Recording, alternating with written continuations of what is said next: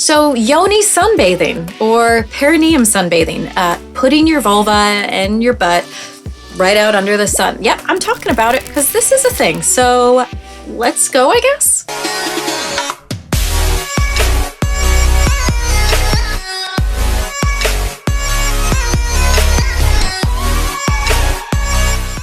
Hey everyone, welcome back. I'm Dr. Jen Lincoln, board certified OBGYN, author, educator, and today's video is going to be a fun one. Like, subscribe, turn on the bell if you never want to miss an upload, especially one like this, which is the rabbit hole that I have gone down after some of you have asked me, what do I think of this trend? And this trend is exposing your vulva and your anus to direct sunlight with the idea that not only does it feel good, but it has a lot of health benefits.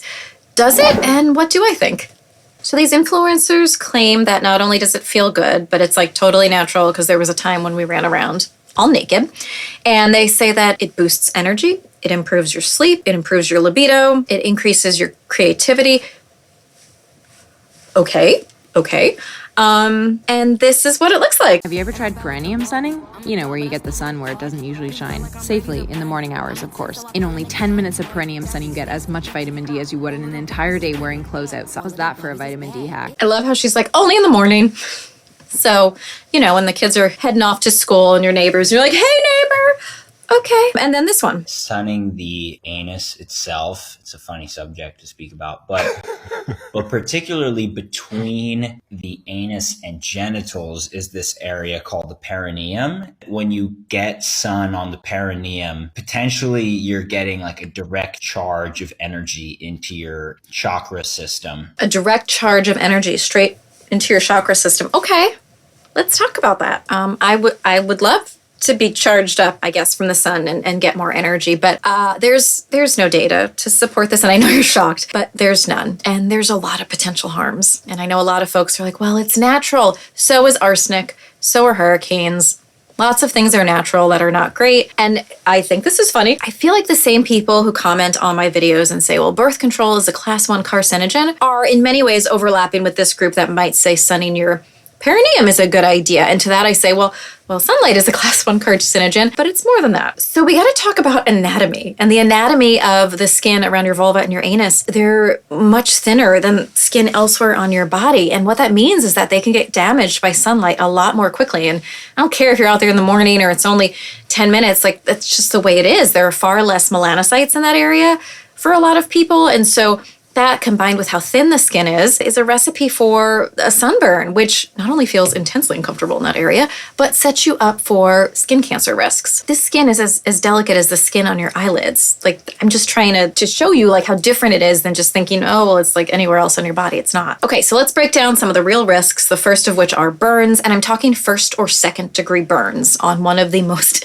sensitive areas of your body. That is not ideal, which leads to the second thing, which is cancer risk. And melanomas of the vulva are 1% to 2% of all melanomas of women. So it's not like it doesn't account. If you have 1,000 women with melanoma, 10 of them are going to have it on their vulva. That's not insignificant. And your risk is going up way higher if you're just walking around, just purposely exposing it to the sun. And melanoma is one of the hardest skin cancers to treat and very deadly. The third thing is bacterial infections. And so I've talked about in multiple other videos about how the vagina, especially the bacterial makeup there, it's a mix of good and bad bacteria, and anything that can change that pH can throw that off and make you more prone to infection. And if you're just sitting there putting it under extreme heat or you're getting sweaty because of it, that can throw off your pH and lead to infection. The fourth thing that could happen is hyperpigmentation in that area. So as a result of, and I'm not just talking like a tan, I'm talking like ongoing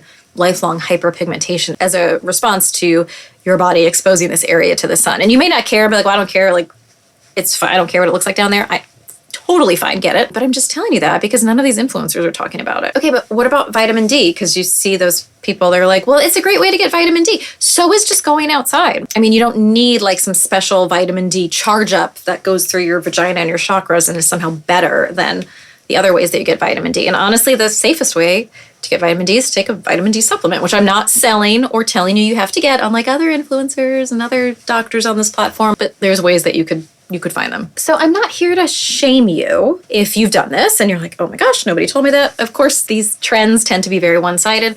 I just want you to be safe. And if you choose to do it, by all means, be my guest. I guess I would say put sunscreen on, and I don't know what to say other than this is not a great idea. There's lots of other great ways to feel energetic and to get vitamin D, like sleeping and exercise and taking a vitamin D supplement. So I just want you to consider that and think about if people are saying, well, this is something we used to do, and so it's like primal and natural because we used to be naked. Like we used to die all the time in childbirth too, but we don't want to go back to that. So just try to take everything with a grain of salt or like a whole salt shaker. I don't know.